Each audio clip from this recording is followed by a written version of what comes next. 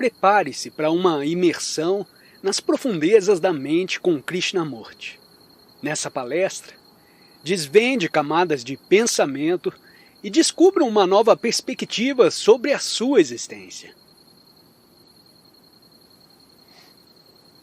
Interrogante. Ao chegarmos ao ponto em que fez aquela pergunta, você mesma fez? Porque me parece que se nesse ponto se faz tal pergunta, isso mais uma vez é fragmentação. Krishnamurti, diz essa senhora que se nesse ponto fazemos tal pergunta, estamos novamente iniciando uma fragmentação. Interrogante. E se assim é, de que serviu toda essa investigação? Qual a sua validade? Krishnamurti, eu vou te explicar. Chegando a esse ponto, fazemos a pergunta. E aquela senhora diz, quem está fazendo essa pergunta? É o pensamento quem a faz? Se é, então, isso é mais uma fragmentação. Eu a faço porque não está aprendendo. Portanto, vamos aprender. Estamos vendo, pois, esse quadro. Esse tanto a mente está vendo. O pensamento produziu a fragmentação, o pensamento deve funcionar e também produz a fragmentação. Se se vê isso completamente, não há mais nada para perguntar, mas só podemos vê-lo quando não há nenhuma conclusão, nenhum desejo de solução, nenhum desejo de passar além. Só quando se vê completamente esse mecanismo do pensamento, como ele opera, como ele funciona, o que há atrás dele, só então o problema está resolvido. Fica então funcionando não fragmentariamente. Ainda que tenha que trabalhar num escritório, sua ação não é fragmentária. Quando vê o mecanismo em seu todo. Se não o vê, então faz a divisão. Emprego, família, você e eu. Está vendo agora o mecanismo inteiro?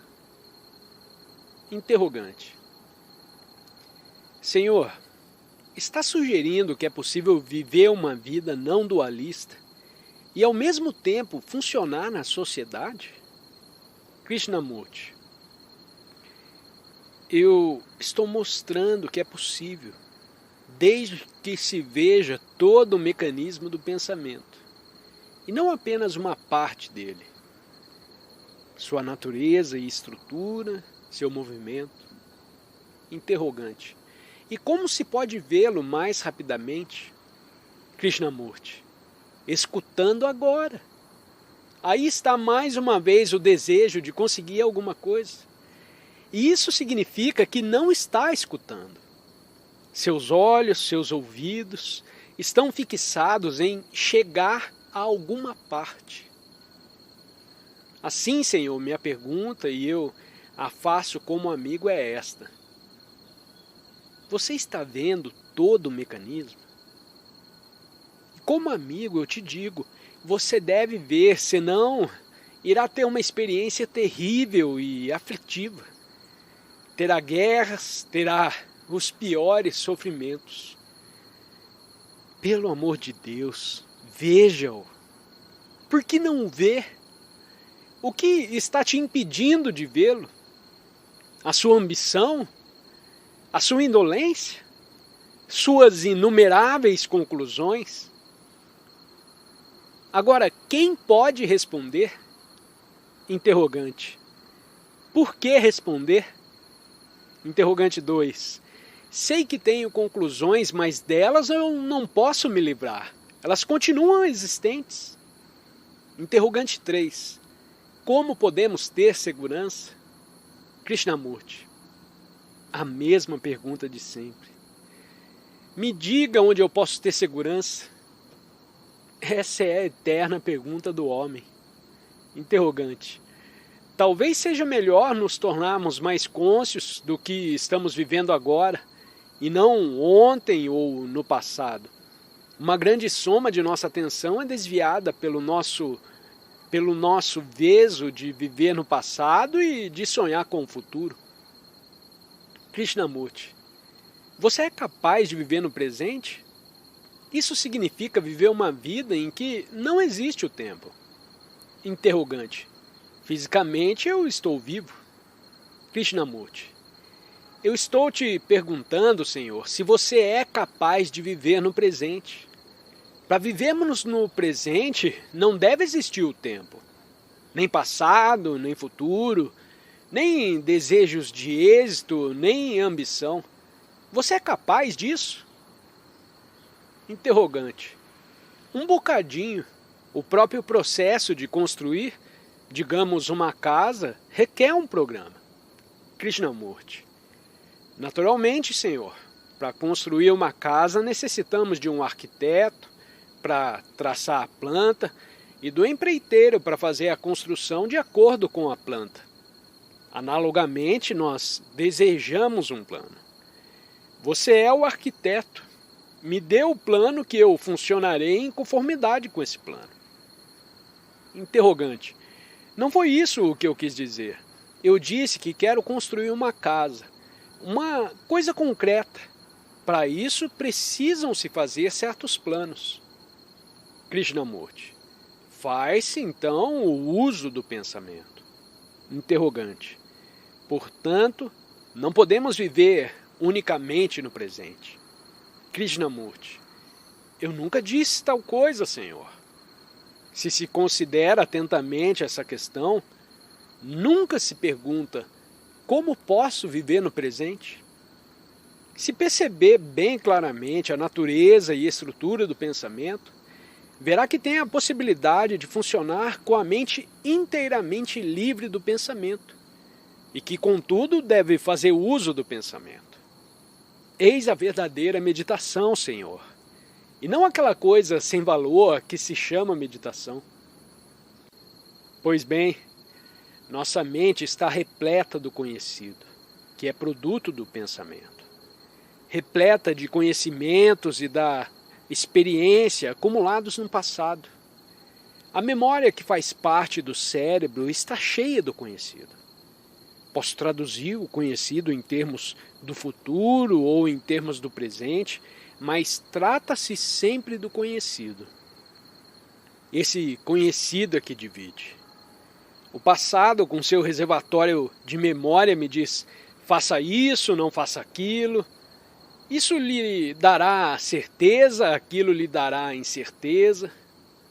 Assim, quando a mente inteira, inclusive o cérebro, está vazia do conhecido, então pode fazer uso do conhecido quando necessário, mas estará sempre funcionando com base no desconhecido, na mente libertada do conhecido.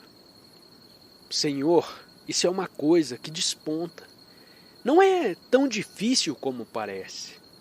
Se tem um problema, sobre ele fica a refletir, a cogitar por 1 ou 2 dias. Por fim você se cansa, o abandona e vai dormir.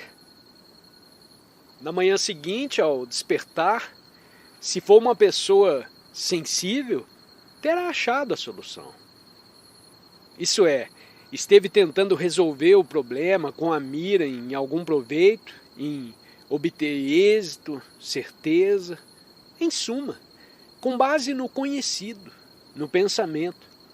E depois de exercer de todos os modos o pensamento, ele se diz: eu estou cansado. E na manhã seguinte, você encontra a pronta solução.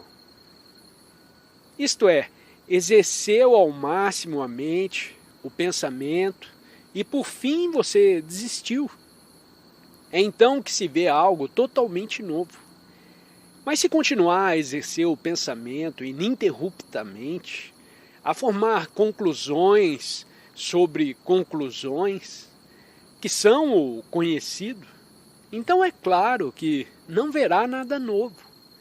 Isso requer um extraordinário percebimento interno, um senso interno de ordem. Não desordem, mas ordem. Interrogante. Existe algum método para seguir?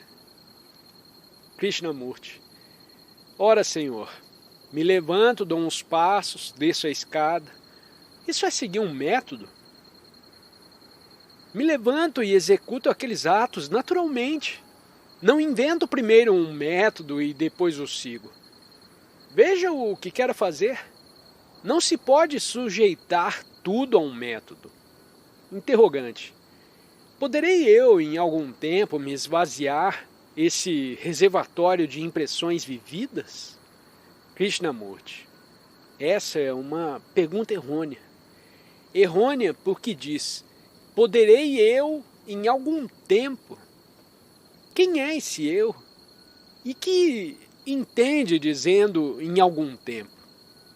Você quer dizer, isso é possível? Senhores, nunca fazemos a pergunta relativa ao impossível. Só se pergunta sobre o que é possível. Se se faz uma pergunta sobre o impossível, a mente tende a achar a resposta na base do impossível, e não do que é possível. Todas as descobertas científicas baseiam-se nele, no impossível. Era impossível ir à Lua. Se dissesse isso é possível, o problema seria abandonado. Mas por que a coisa era impossível? 300.000 pessoas cooperaram e trabalharam dia e noite, a ela aplicando todas as suas energias mentais, e o homem foi à Lua. Mas nós nunca perguntamos sobre o impossível. Nossa pergunta sobre o impossível é esta: pode a mente esvaziar-se do conhecido?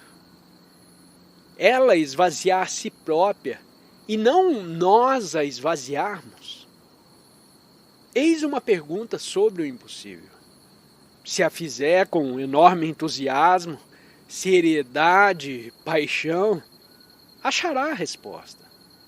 Mas se disser, isso é possível, continuará preso no seu atoleiro.